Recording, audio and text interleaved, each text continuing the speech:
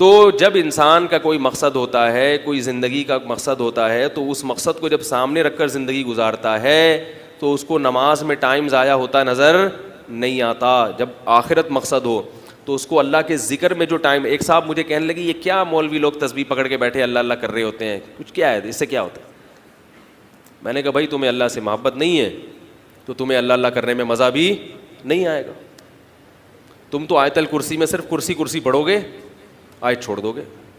یہ جو سیاسی لوگ ہیں ان کو آیت الکرسی میں صرف کرسی کا لفظ اچھا لگتا ہے, باقی جو اس میں اللہ کی حمد و ثنا ہے وہ اچھی نہیں لگتی.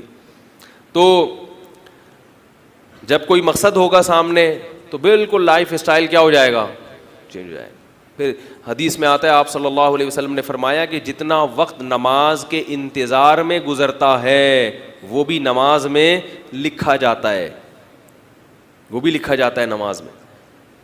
لیکن ہم اگر پہلے آ کے بیٹھ جائیں تو ہمیں لگے گا آج ہم جلدی آ گئے, ٹائم کیا ہو رہا ہے, ضائع ہو رہا ہے ہمارا.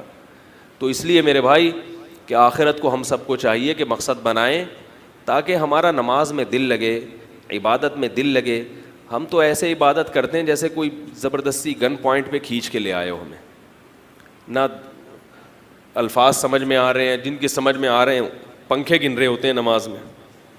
وہ ایک واقعہ بس سنا کے بات ختم کرتا ہوں. ایک امام صاحب نے عصر کی 4 کے بجائے 3 رکعتیں پڑھا کر سلام پھیر دیا. تو پیچھے جتنی تاجروں کی مسجد تھی, وہ تاجر لوگ زیادہ نماز پڑھتے تھے, وہاں کسی نے بھی کوئی جواب نہیں دیا. پیچھے سے ایک صف سے آواز آئی کہ امام صاحب 3 رکعتیں ہوئی ہیں.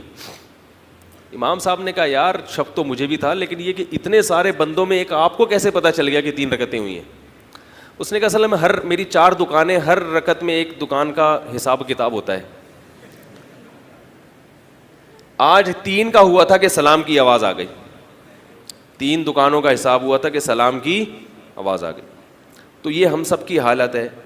تو اس لیے بھائی بار بار علماء کہتے ہیں کہ روزانہ دن میں 5 سے 10 منٹ نکال کے نا ایک بات سوچا کریں کہ مرے گا نہیں. کیا سوچا کریں؟ مرے گا نہیں. بلکہ ہم نے یہاں تک سنا کہ وہ کہتے ہیں کہ وہ منظر سوچا کرو کہ تختے پہ لیٹا ہوا ہوں. یہ جتنے تختے ہیں نا ان سب نے لیٹنا ہے اس پہ.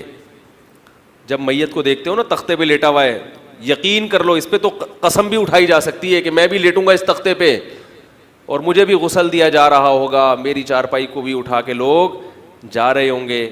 اور وہی گپے ماں, پہلے تو جنازے کی طرف لوگ جاتے تھے تو اللہ کا ذکر کرتے تھے اور خوف تھا کہ یار ہم نے بھی جانا ہے.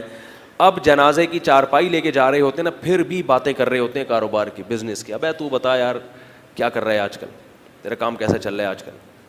غیبتیں, کوئی ہوش ہی نہیں ہوتا کہ بھائی تمہاری بھی ٹانگیں ابھی قبر میں لٹک رہی ہیں. ہمیں یاد ہے ہم بچپن میں کبھی جنازے کے ساتھ جاتے تھے, لوگوں پر ایک خوف ہوتا تھا. اب دل مردہ ہو گئے ہیں, لوگوں میں خوف ختم, عبرت کی آنکھیں بند ہو گئیں. اب جنازے کی چارپائی لے کے جاتے ہوئے بھی باتیں ہو رہی ہوتی ہیں, گپے مار رہے ہوتے ہیں, ادھر ادھر کی ہنسی مذاق چل رہا ہوتا ہے. تو ایسا نہیں ہونا چاہیے بھائی. یہ تو ایک اللہ نے دکھا دیا, آج یہ لیٹا ہوا ہے, کل اس کی جگہ اس تختے پہ تم ہو گئے, یہیں آنا ہے سب میں. ایک صاحب کا انتقال ہوا, میں ان کے جنازے میں گیا تو وہ چارپائی کے دوران بھی 2 آدمی مسلسل باتیں کرتے ہوئے جا رہے, بھائی یہ ڈالڈا اور آج کل جو تیل آ رہے ہیں نا اس کا سارا نتیجہ ہے مر گئے ہمارے. قبر میں دفن ہو رہے ہیں تو وہاں بھی کھڑے ہو کر اب یہ گھی صحیح نہیں آ رہا, اب خوراک ہی صحیح نہیں ہے. مجھے خیال ہوا ان سے بولوں بھائی تو دیسی گھی بھی کھائے گا نا تو آئے گا یہیں آئے گا, تو زیتون پی لے, تو دیسی گھی کھا لے, لیٹا ہوا ہوگا کل یہاں پہ, اور پھر تیرے بارے میں لوگ تبصرہ کرو گے اس دن گھی زیادہ پی لیا کرتے تھے نا. یہ جو ہے نا گھی زیادہ پیا کرتے تھے, بڑے فنٹر بنا کرتے تھے, تو نظر لگ گئی ہے ان کو, اس لیے زیادہ دیسی گھی نہ پیا کرو, نظر لگ جاتی ہے. بڑے بلڈر بنے پھرتے تھے, نظر لگ گئی. میں نے کچھ نہ کچھ ہوگا ضرور, لیٹنا ادھر ہی ہے. تو عبرت کی سوچ لینا چاہیے کہ بھئی مرنا ہے مرنا ہے مرنا ہے مرنا ہے, تو کتنی لمبی کسٹمر کی رش لگا ہوا ہو, کتنی لمبی بڑی دکان ہو, جانا کہاں ہے؟ وہی ایک چھوٹی سی قبر میں جانا ہے, مٹی میں تحلیل ہو جانا ہے جا کے. تو کمائیں بھی, دنیا بھی کمائیں, کوئی منع نہیں کرتا, رہنا تو بہرحال تھوڑے دن ہے, لیکن ہے تو نا یہاں بھی تھوڑے دن رہنا ہے.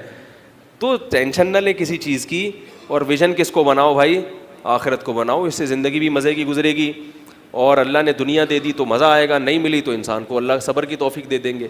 اور اگر یہ ویژن نہیں بنایا تو دنیا جتنی ملے گی پھر بھی سکون نہیں آئے گا, اور کی ہوس پیدا ہوتے ہوتے بالآخر مر جائے گا. اللہ تعالی ہم سب کی حفاظت فرمائے. سبحانک اللہم و بحمدک نشہد ان لا الہ الا انت نستغفرک و نتوب الیک.